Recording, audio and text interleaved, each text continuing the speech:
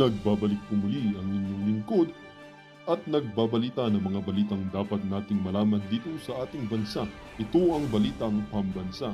Atin ngang matutunghayan sa channel na ito kung ano ang nangyayari sa loob ng ating gobyerno at syempre tumutulong na rin sa ating mga mamamayan na malaman ang katotohanan dahil mayroon tayong karapatan na malaman ang tunay na nangyayari sa ating bansa. Ngunit bago natin panoorin ang balita, huwag niyo pong kakalimutan na mag-subscribe sa ating channel at pindutin ang notification bell para lagi kang maging updated sa ating mga bagong videos na ina-upload araw-araw. At sa ating mga solid viewers naman dyan ay maraming salamat naman po sa walang sawang pagsuporta. At syempre, huwag din pong kakalimutan mag-iwan ng like at i-share ang ating mga videos. At kung mayroon ka naman pang opinion, ang ating comment section ay bukas para sa inyong mga hinaing. Ito na nga mga kaibigan, ating panoorin ang buong video. Salamat po muli and God bless!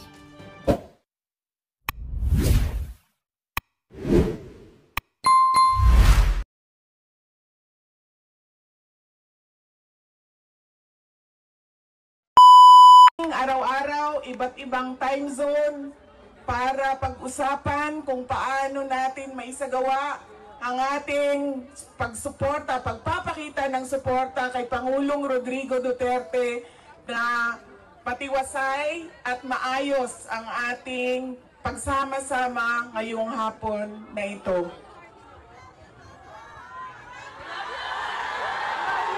Duterte! Duterte! Duterte! Duterte! Duterte! Kanina nung naglalakad ako papunta dito sa park, meron akong mga nakasalubong na mga galing Germany. At tinanong ko sila kung gaano katagal ang biyahe mo ma'am papunta dito. Sabi niya 9 hours daw. At 9 hours din daw siyang babiyahe pauwi.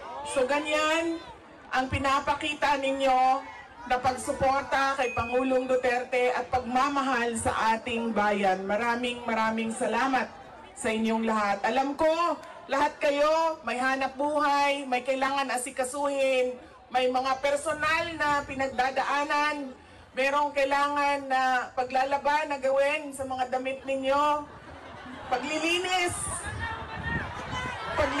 ng bahay, pagbayad ng utang,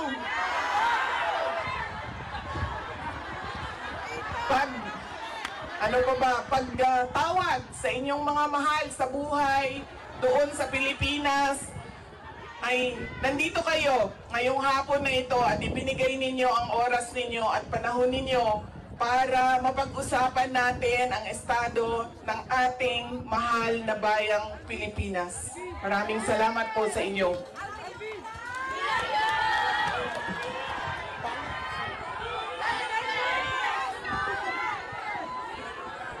Naikwento ko na ito noon, pero mas mahalaga yung kwento ngayon dahil napag-usapan namin siya ni Pangulong Duterte doon sa loob ng detention center ng ICC. Noong ako ay bata pa, lagi sinasabi ng hindi niya yung generation ng tatay ko, 1940s, 1950s, 1960s, hindi sila yung mga magulang na tulad ngayon sa atin na ini-explain natin sa ating mga anak kung bakit natin ginagawa ang mga bagay-bagay. Lagi dapat may explanation. Sa kanilang henerasyon ay diretso ka lang pagsasabihan or pagalitan. Ganun yung generation nila. Nung ako ay lumalaki, lagi niya sinasabi sa akin, hindi ka tao sa paningin ko kung hindi ka doktor o abogado. Lagi niya yang paulit-ulit habang ako ay lumalaki. Lagi niya yan sinasabi, pag hindi ka natapos ng pag-aaral mo, magiging abo ka dyan sa gilid ng daan. You always emphasize that you mean nothing to the world if you do not finish your education. That was his, that is my greatest gratitude to my father. The emphasis he gave in education. Wala namang problema sa akin yun nung ako ay lumalaki dahil gusto ko din naman talaga maging doktor. Kaya on that point, pareho kami ng hindi ako yung pinipilit ng mga magulang na magdoktor ka kahit ayaw. So walang naging problema sa amin doon.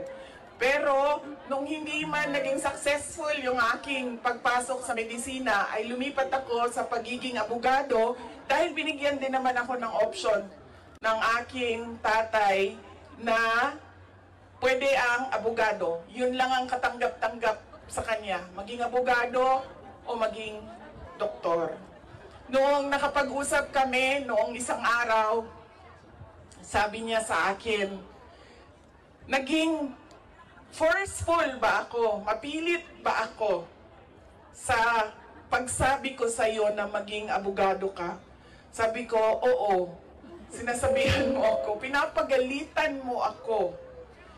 Lagi. Kinento ko sa kanya na isang beses, bihira akong umiyak. Pero isang beses, dahil nalaman ko na hindi ako makakatuloy sa 4th year law school dahil meron akong isang bagsak na subject, wala akong ibang masabihan nung sakit na nararamdaman ko. Kasi pakiramdam ko, yung tatay ko lang din, makakaintindi sa akin. Dahil dumaan din siya ng law school. So tinawagan ko siya. Hindi ako makapagsalita. Iyak lang ako ng iyak. Humahagulgul ako sa iyak na sinasabi lang niya, hello, hello, hello, nasaan ka? Nasaan ka? Yun lang ang sinasabi niya, nakidnap ka ba? Nakidnap ka? Tapos iyak lang ako ng iyak. Tapos dalawa lang ang tanong niya na paulit-ulit, nakidnap ka ba o buntis ka ba? At that point na paulit-ulit na niyang tinatanong kung buntis ba ako, sabi ko na sa kanya, pa, hindi naman siguro umiiyak ang babaeng buntis. Siguro happy. Happy siya, no? Na buntis siya. Sabi ko, nahihirapan ako sa isang subject ko and pakiramdam ko, sasabit ako dito. Tapos ang sagot lang niya sa akin ay, sabi niya, yun lang pala eh, bakit mo ko tinatawagan, mag-aral ka na. Ganon. Ganon ka tigas yung kanyang paninindigan, paniniwala at pagpipilit na ipursige ko ang aking edukasyon. Wala nang, huwag ka na umiyak, mag-aral ka, magbadali lang yan, lumabas ka muna, magkape ka, wala. Sinabi lang niya sa akin, yun lang pala. Ibaba mo na yung telepono at bumalik ka na sa pag-aaral mo. Kaya noong ako ay naging abogado, yun din yon ang sinasabi ng kaibigan ng tatay ko sa akin na nakita niya ang tatay ko, sobrang saya. Yung araw na yon na nalaman niya na naging abogado ako, yun yung sobrang saya niya. At sinabi sa akin nung kaibigan ng tatay ko, sabi niya, hindi mo maiintindihan kaming mga tatay na kaming mga abogado pag nagkaroon kami ng anak na abogado. Ganun, iba yung saya namin kapag nakikita namin na meron na kaming anak na abogado. Sabi niya sa akin doon, sabi niya, pinilit ba kita? Sabi ko, hindi lang pilit. Sinigawan mo ako at pinaiyak mo ako ng madaming beses dahil sa edukasyon at sa pag-aaral. At sabi niya, di buti na lang dahil meron akong abogado ngayon na anak na inutos-utusan ko dyan. Kausapin niyang mga huwes dyan. At ngumiti siya. He smiled. And it seemed to me that it was a comfort to him that he had a daughter who is a lawyer. In fact, sabi niya,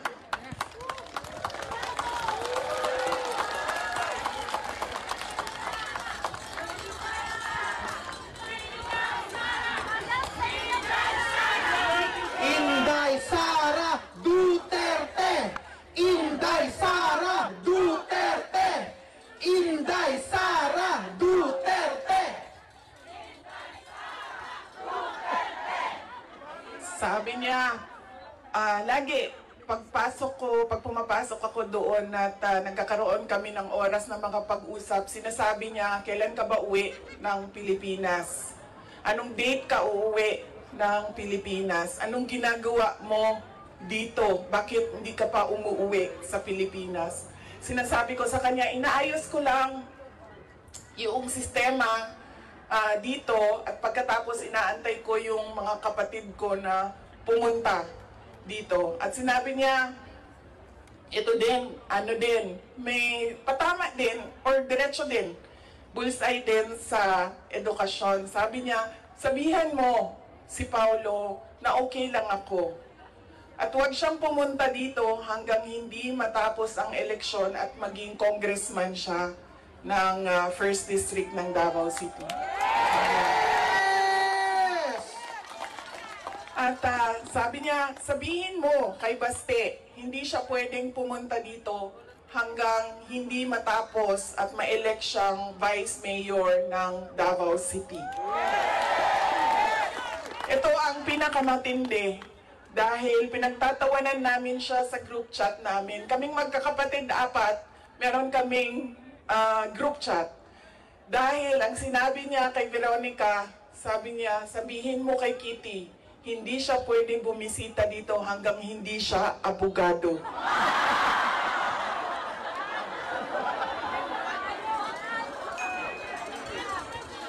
Sabi ni Kitty, grabe ang overacting ni Papa. So, ibig sabihin ba, mga 5 years. She has 5 years until she becomes a lawyer. Na meron pa akong 5 taon na bago ako makabisita. Ganon siya kahit na nandun siya sa loob, ang kanyang iniisip, unang-una, yung mga kapatid ko na kailangan magtrabaho para sa syudad ng Davao, yung kapatid ko na kailangan mag-aral. Yun pa rin ang iniisip niya. At kapag tinanong mo siya, pa, ano ba ang kailangan mo dito sa loob? Ang sinasabi lang niya, alam mo yun, mga bagay na shaving cream, Coke Zero,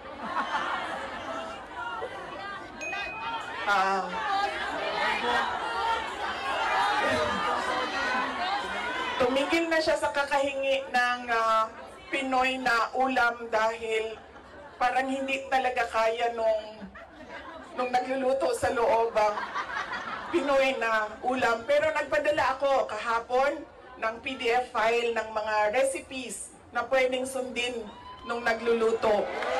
Yes! Duterte! Duterte! Duterte! Meron siyang hilig sa Coke Zero at yun lang yung hingi niya. May shopping list doon sa loob. At sabi niya doon sa gwardiya na isulat mo dyan, 2 case ng Coke Zero. Kahapon, bago ako umalis, tinuruan ako ng gwardiya. Sabi niya, pwede ka naman bumili dyan sa vendo, tapos iiwan mo para sa kanya. So sabi ko, Papa, anong gusto mo dito? Sabi niya, Coke Zero lang. So bumili akong 4 na Coke Zero, iniwan ko sa kanya. Sabi ko pa, that's 1 for each day pa ha. So today, tomorrow Saturday, tomorrow Sunday, Monday, Tuesday, Wednesday. Dahil darating na yung grocery list mo by Wednesday. At sagot niya sa akin, bakit isa lang? Sabi naman nung gwardiya, sabi niya, you have to have at least, he has to have at least 2 because he already drank upstairs, 1 Coke Zero. And then sabi ko, o sige pa, sabi ko, babalik naman ako sa Lunes. Sabi ko, 2, bukas Sunday, and 2 sa Monday, tapos i-replenish ko na lang yung Coke Zero mo. Sabi ko sa kanya, alam mo pa, sinasabi sa iyo ng doktor, maglakad ka daw. Huwag kang nakaupo lang sa kwarto mo.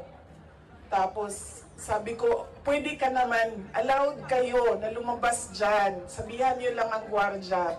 Sabi niya, ayoko maglakad sa labas kasi baka didiretso ako sa gate at umalis sa lugar na ito.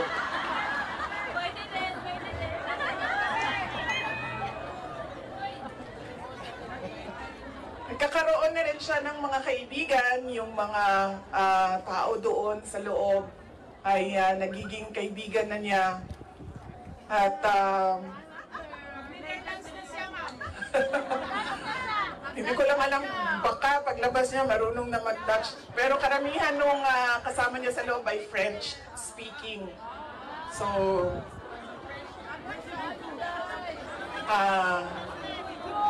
baka paglabas niya, no, di na kayo kamaong magbinisaya, tingala tama. Voulez vous coucher avec moi? Tingala na. Whatever that means.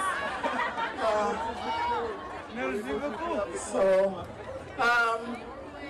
on that point, he is okay. Okay naman siya.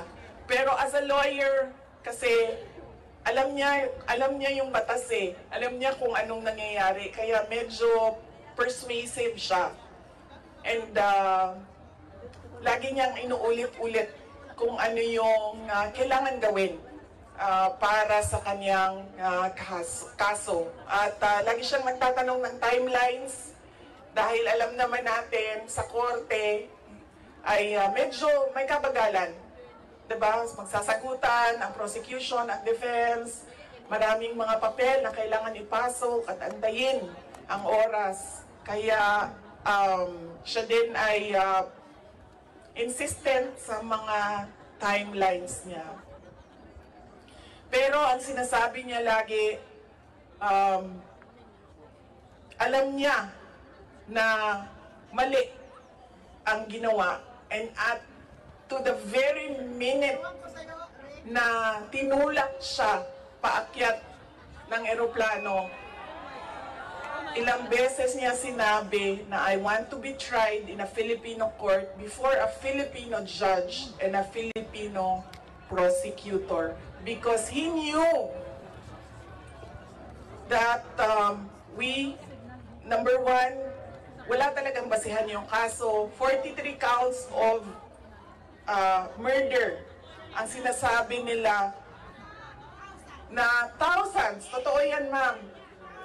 Kaya minsan naisip ko, naging kaso lang ba ito dahil sinusulat sa media na thousands ang namatay?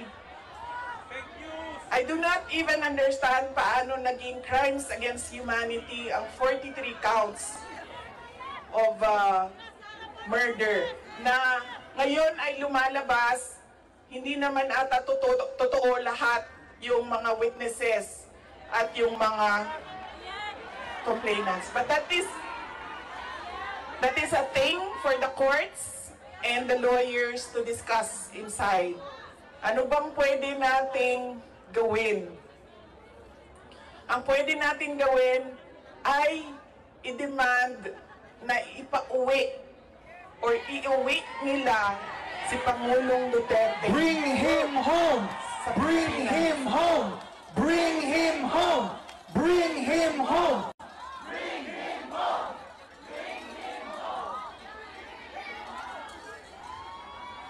Dahil yun din ang gusto niya. Araw-araw na nandun ako, sa mga araw na nandoon ako, isa yan sa paulit-ulit niyang sinasabi, kailan mo ako mapalabas dito dahil darating ang eleksyon, mag-mayor pa ako ng syudad ng Davao. Bring him home! Bring him home! Bring him home!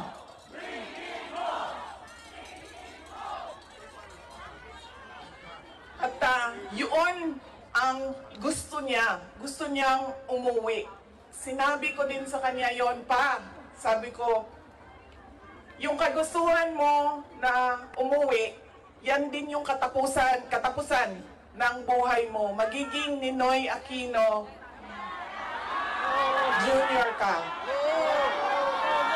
At sinabi niya sa akin, sabi niya, kung ganyan ang kapalaran ko, then so be it. Basta lang mauwi ako sa Pilipinas.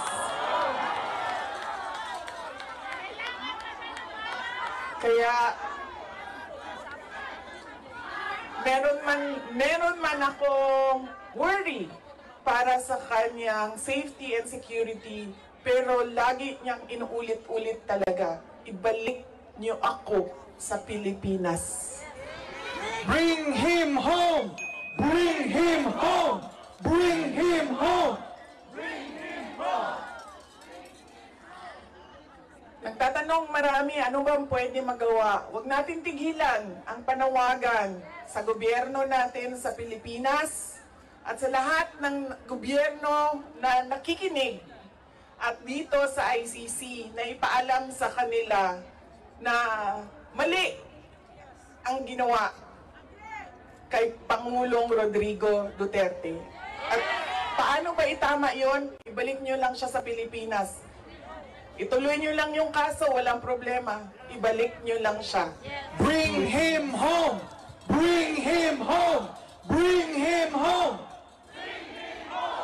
Okay na mo sa init? Ako dili. Kaya nga no, sunburn ang katungaan niya, ang katunga dili. Okay lang.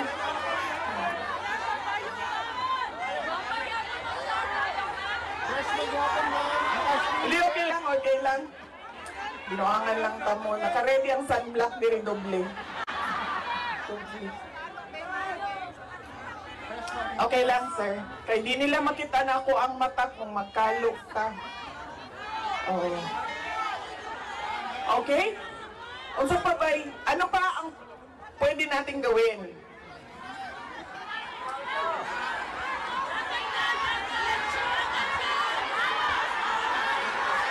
Vicky, just tell us what to do! We'll follow you! Marcos resign! Marcos resign! Marcos resign!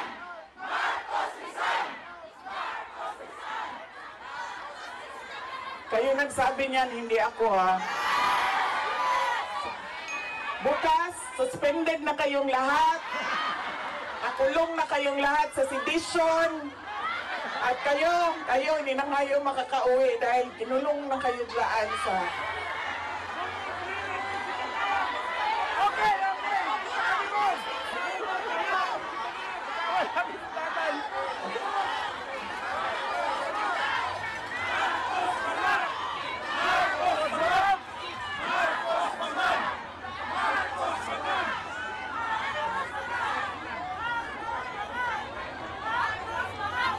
And that relates to transparency and accountability. Alam nyo kasi, ang pagiging Pangulo, dapat nasa tamang pag-iisip ka. Kapag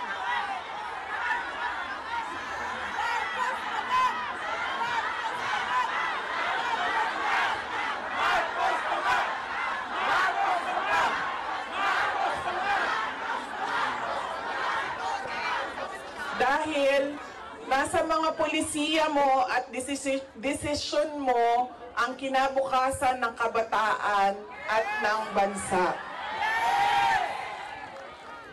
Kaya yung pagsasabi na hindi mahalaga ang drug test sa aking kapasidad at abilidad na mamuno is tantamount to betrayal of public trust.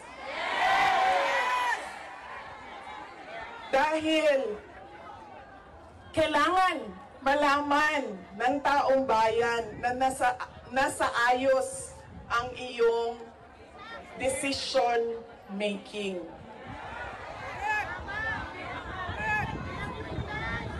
Kaya hindi lang naman natin pwede sabihin, Marcos resign. Bakit ba kailangan resign? Dahil hindi mo pinapakita sa taong bayan na maayos kang mag-isip at kaya mo ang mamuno.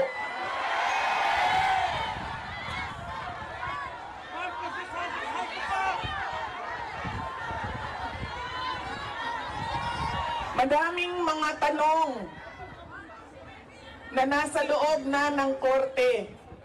Ang PhilHealth, ang pagkuha ng pondo ng PhilHealth para bang naging pyramiding ang ginawa nila sa budget ba? Kumuha sila ng kulangan pera dito, kumuha sila sa ibang source para isalpak dito, ay nahanapin na naman sa ibang source yung nagiging juggling at parang pyramiding na ang nangyari sa budget. At kung nakikita ninyo at naiintindihan ninyo ang budget, karamihan doon pamigay lang ng mga politiko na tinatawag nating ayuda.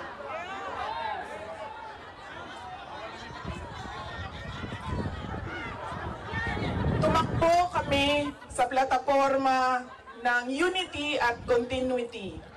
Continuity, kasali na doon ang big ticket projects o mga build projects ni Pangulong Duterte.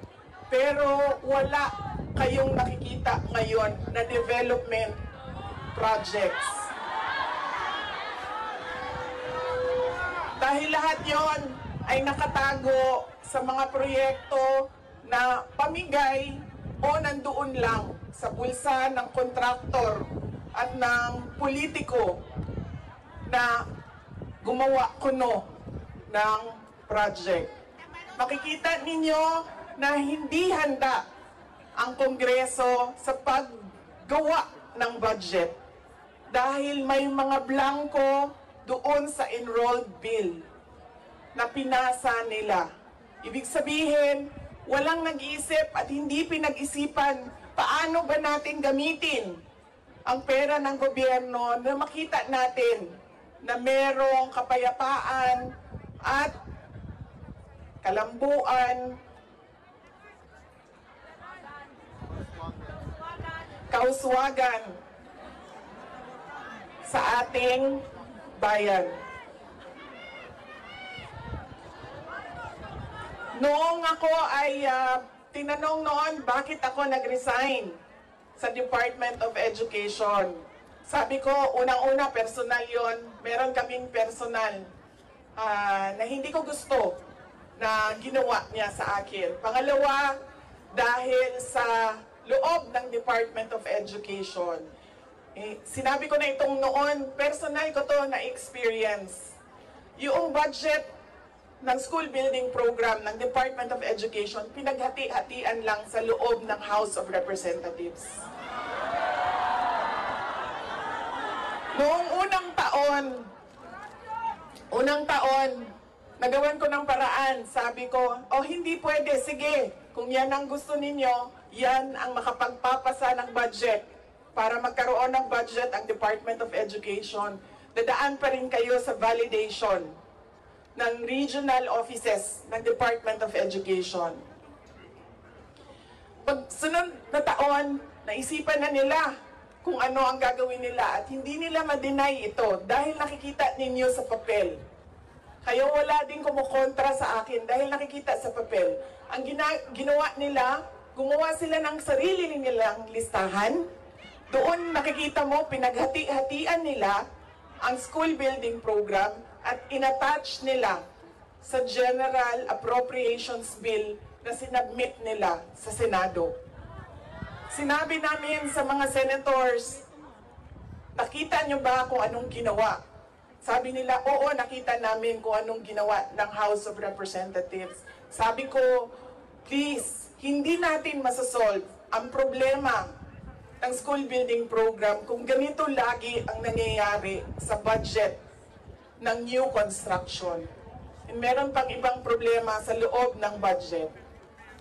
Sinubukan ng mga senators na tanungin, pasagutin, sumasagot, yes, pero pagdating sa BICAM, anong nangyari?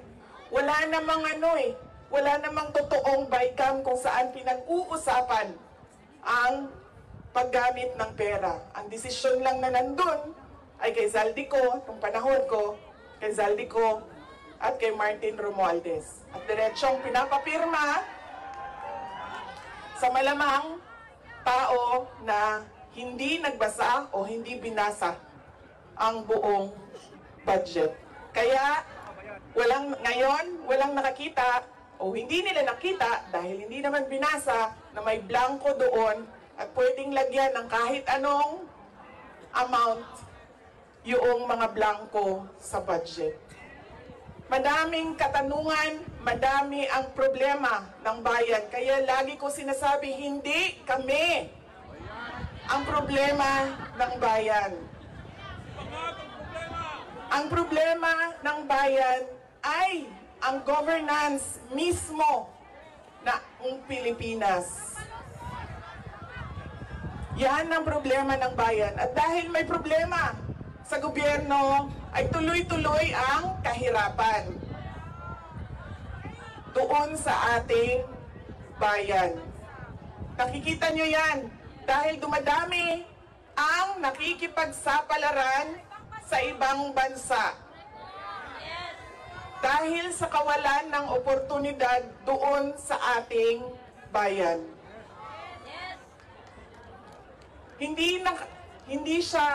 We should not be proud that we are exporting our countrymen, our workforce abroad dahil, wow, ang daming dollars na pumapasok sa Pilipinas dahil sa padala. Hindi yan siya nakakatuwa. Dahil ang isang bansa, dapat meron siyang oportunidad na binibigay sa kanyang mamamayan. Hindi lang yan. Decent housing, peace and order, quality healthcare. Nakikita nyo yan dito sa mga bansa kung nasaan kayo. At kaya kayo nandito dahil hindi niyo yan nakikita doon. And apparently, tayo lang yung nakakakita, yung nakaupo doon, hindi nila nakikita.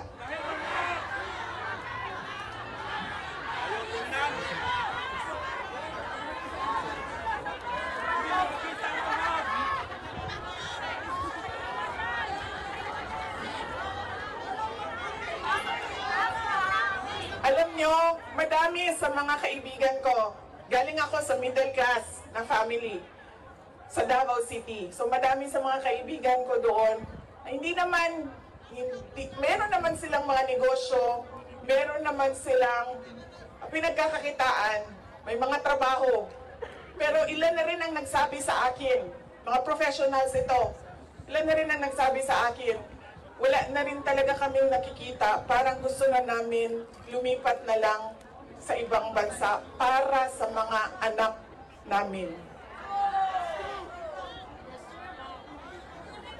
Kaya sinasabi ko lagi yung nagsasabi sa akin, tumakbo ka sa 2028. I don't think we will have a country by 2028.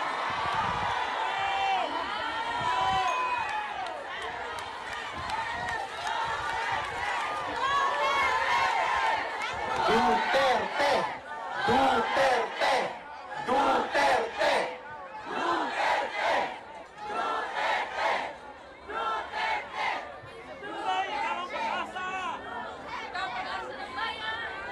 Kaya dapat natin i-exact ang responsibility diyan sa gobyerno na ibigay nila kung ano yung karapat-dapat para sa ating bayan.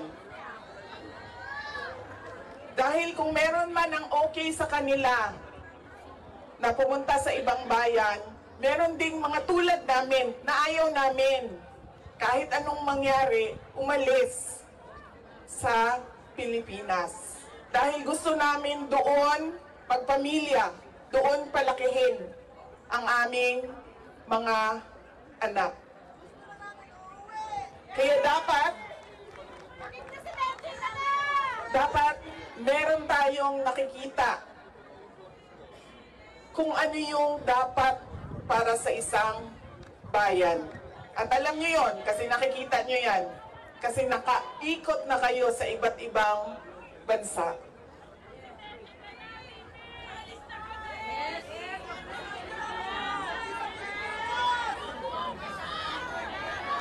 Ano ang gagawin? Patuloy na ipanawagan sa lahat ng nakikinig na iuwi ninyo si Pangulong Duterte sa Pilipinas. Bring him home! Bring him home! Bring him home! Bring him home! Bring him home! At pangalawa, patuloy natin na hingiin sa gobyerno, sa administrasyon na ibigay ninyo ang serbisyo at kaunlaran na karapat-dapat para sa mga Pilipino at para sa Pilipinas.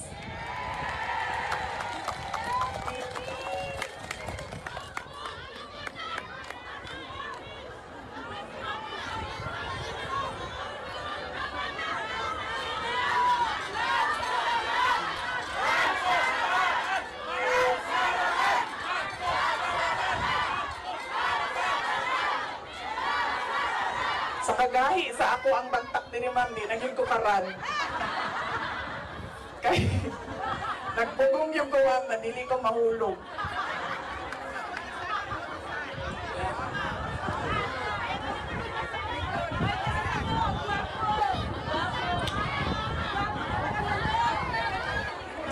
Yung akin pong mga pagpapasalamat. Una po, kanina meron na akong mga pagpapasalamat opening sa Diyos, sa ating host government, sa police, sa local police. Yung aking mga pagpapasalamat sa inyo, sa oras ninyo. Ang aking mga pagpapasalamat sa inyong patuloy na suporta sa aking opisina, ang Office of the Vice President.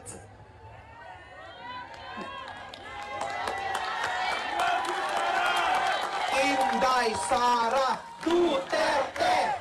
Inday Sara Duterte! Inday Sara Duterte! Inday Sara!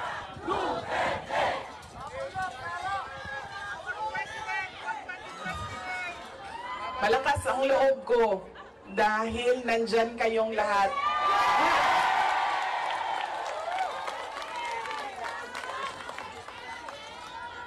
Kanina, noong papasok ako dito, marami ang nagsabi, be strong, be courageous. I am only as strong as you are. Kung nakikita ko, sobrang lakas ninyo at sobrang lakas ng pagmamahal ninyo sa bayan. Ganyan din ang nararamdaman ko.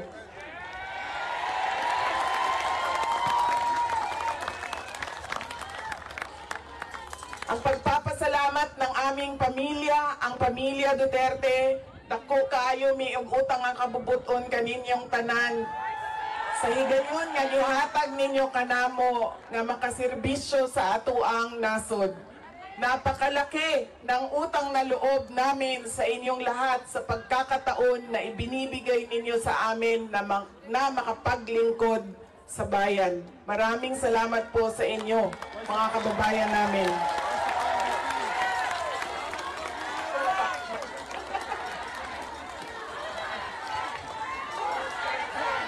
Duterte! Duterte! Duterte! Duterte! Huwag ninyong kalimutan, ayaw ninyong kalimti ang kausa. Huwag ninyong kalimutan ang laban. What is our cause? Our cause is for our country. Ang laban na ito ay para sa bayan. Mga kababayan,